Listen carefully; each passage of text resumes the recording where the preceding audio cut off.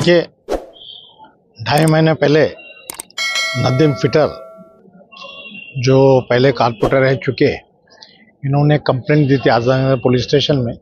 शिकायत ऐसी थी उनकी कि शाम के टाइम वो खड़े दूसरे एक नदीम डॉक्टर उनसे बातचीत कर रहे थे। उस वक्त एक दो आदमी स्कूटर मोटरसाइकिल के ऊपर आए जिनके चेहरे ढके हुए थे और उन्होंने पिस्तौल निकाल के इनकी तरफ फायरिंग की, तो ये अंदर घर में चले गए। बाद में आए, फिर बाद में सीसी कैमरे में देखे तो वो लोग जाते हुए दिखे। उनके कंप्लेंट पे पुलिस ने 307 का ऑफेंस रजिस्टर किया था और वो अनआइडेंटिफाइड पर्सन के खिलाफ किया था, किसी के नाम नहीं दिए हुए थे। बाद में पुलिस ने तफ्तीश की और उसमें 2-3 लोगों को अरेस्ट किया था।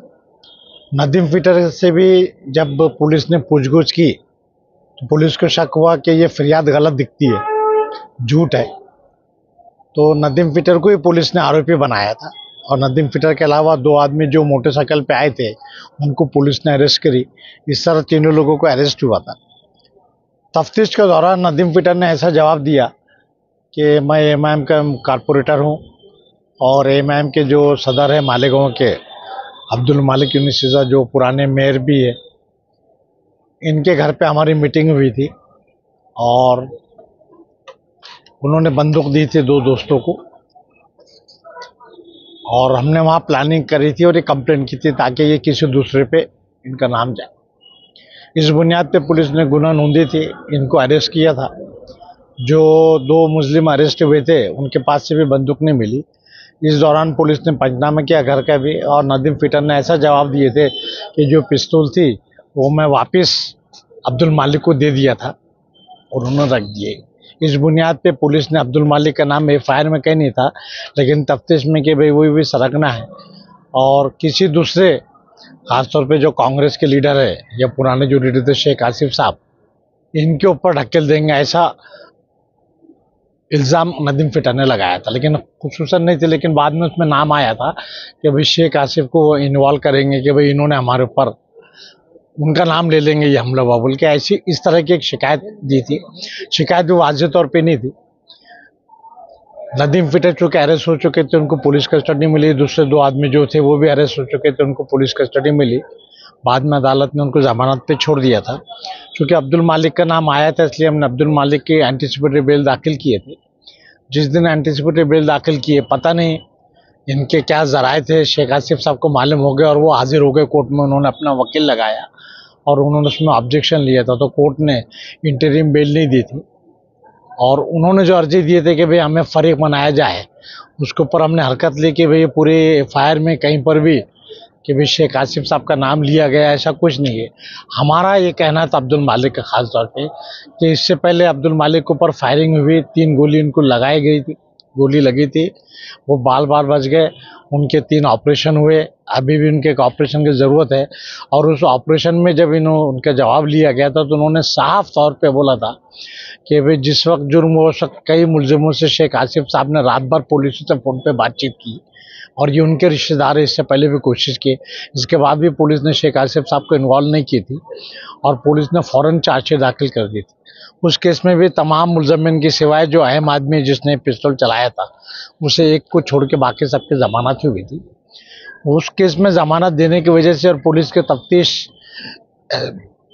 से अब्दुल मालिक और उनके भाई मुतमईन नहीं थे, क्योंकि डॉक्टर परवेज़ ने भी जवाब दिया था और उसमें शेख आसिफ का और उनके रिश्तेदारों का नाम लिया था, तो भी पुलिस ने उनको कुछ नहीं करी थी। तो मजबूरन इन्होंने हाईकोर्ट में रिट पिटीशन दाखिल की थी और तफ्तीश मालेगांव की पुलिस से निकाल ली जाए, या तो एसआईटी कायम की जाए या एलसीबी को या किसी और गैर जानबदार पुलिस की जिसका ताल्लुक मालेगांव से ना हो उनको दे, ऐसा बोले थे। हाईकोर्ट ने वो रिट पिटीशन एडमिट की जो पीआईएल के उसमें थी और उसमें जो डीएसपी साहब है जो इंचार्ज थे जिन्होंने केस किया, उनको हाईकोर्ट में बुलाया गया तो उन्होंने कहा हमारी तफ्तीश चालू है। लेकिन उस वक्त मालिक ने उन्होंने हाईकोर्ट में इनके जो फ़ोन कॉल्स हुए थे वो सब रिकॉर्ड पेश किए। वो रिकॉर्ड देख के हाईकोर्ट ने ऑर्डर की और डीएसपी को कहा था कि भाई ये जो जिस शख्स से फ़ोन पे बातचीत हुई इस बारे में तुम तफ्तीश करो और मालूमात दो। उसके बाद से आज तक तफ्तीश बाकी है।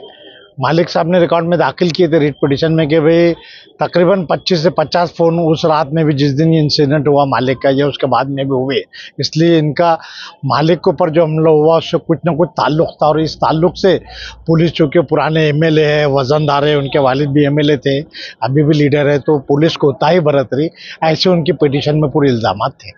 इल्ज़ामात में कुछ सदाकत दिखी, इसलिए हाईकोर्ट ने पिटिशन एडमिट किया और इनको नोटिस निकाली। डीएसपी साहब वहाँ मौजूद हुए थे। फिर डीएसपी साहब ने जब वो फ़ोन कॉल देखे तो इस बारे में मैं तफ्तीश करूँगा, लेकिन चूँकि दूसरे ये इलेक्शन थे, ये थे, इसलिए उन्होंने वक्त पास किया और अभी तक वो पेंडिंग। मालिक साहब ने हम बेल जो दाखिल की, इसमें हमारा ये कहना था कि चूँकि पुलिस के ख़िलाफ़ हमने रिट पिटिशन दाखिल की, पुलिस के काम हमने इल्ज़ामात लगाए कि वो तफ्तीश नहीं कर रहे हैं बराबर और ये उसको मदद दे रहे हैं, बल्कि जिस दिन इंसिडेंट हो गया उस दिन भी पुलिस ने उनको बंदोबस्त दे दी थी। तो बंदोबस्त जिनको जख्मी हुआ उनको देना चाहिए था, नहीं देते हुए फिरियादी के रिश्तेदार को, आरोपी के रिश्तेदार को बंदोबस्त दिया, वो भी एक बात लम्बा फिक्रिया थी। तो इसकी वजह से पुलिस ने मालिक का नाम गलत लिया है और नदीम फिटर को भी खरीदो फरोख्त की गई, जिस आदमी का कोई किरदार नहीं, वो डावा डोले कभी इधर बोलता उधर बोलता, वो भी इल्ज़ामात लगाए और हमने जमानत मांगी थी। मर चुके उस बेल एप्लीकेशन में आसिफ साहब की तरफ से वो एक प्राइवेट वकील हाजिर हुए थे, तो उसमें बहस चली। वो बहस चलने के बाद में ऑर्डर के लिए 2-4 बार वो हुआ, लेकिन बाद में इस दौरान पुलिस ने चार्जशीट दाखिल कर दी। चार्जशीट का मुकम्मल मुआयना किया गया तो उसमें जो केस लाई गई थी नदीम की तरफ से या और लोगों से कि भाई ये फायरिंग होंगी और इसका हवाला हम शेख आसिफ साहब को या उनके खानवादों को, रशीद साहब के या किसी और का नाम लेंगे, ऐसा कुछ भी कहीं नहीं लिखा हुआ, किसी का कोई जवाब नहीं था। उस बुनियाद पे हमने जो हरकत लिए थे वो हरकत की एप्लीकेशन हमने विड्रॉ कर लिए। अदालत ने शेख आसिफ साहब के वकील की सुनवाई, सरकारी वकील की सुनवाई और मालिक साहब की तरफ से हमने पैरवी की और चूँकि चार्जशीट आ गई थी, चार्जशीट की पूरी केस बताए। इस दौरान उन्होंने बताया कि इनके ऊपर और 307 की केस है, वो भी हमने बताया कि वो 307 की जो केस है वो भी काउंटर है। उसमें शेख आसिफ साहब के भाई शेख खलील भी मुलजिम थे, जिनको एंटीसिपेटरी बेल हाईकोर्ट ने दिया था, लेकिन बाद में बदकिस्मती से उनका इंतकाल हो गया और वो भी एक खेत का झगड़ा था, उसकी वजह से काउंटर केसेस थे, तो उसकी वजह से कहीं वो मुजरिमाना रिकॉर्ड है ऐसा नहीं बोल सकते। तो अदालत को हमने सुप्रीम कोर्ट के दूसरे ज़राए बताए और पूरी चार्जशीट की छानबीन की और चूँकि तफ्तीश पूरी हो चुकी थी और उसमें नदीम फिटर ने जो बताया कि बंदूक दी गई थी, वो भी बाद में कोई सदाकत नहीं देखी क्योंकि उसका भी कोई रिकॉर्ड नहीं था। तो अदालत ने पूरा मायना करने के बाद में अब्दुल मालिक को मशरूत ज़मानत दी, पुलिस स्टेशन में हफ्ते में 2 बार हाजिरी लगाना, पूरी मदद देना और इस तरह 2.5 महीने के बाद में उनकी एंटीसिपेटरी बेल हुई। डायमंड कारपेट, हमारे वहाँ गरास, रेलवे वाला कारपेट, विलस्पन कंपनी का पायदान, हेटलोन, रेगजिन, होलसेल रेट में तमाम अशिया हमारे वहाँ दिए जाती है। हमारा पता याद रखे, सकावत होटल के पीछे, आबिद सोडा के बाजू में, हजार खोली, मालेगांव।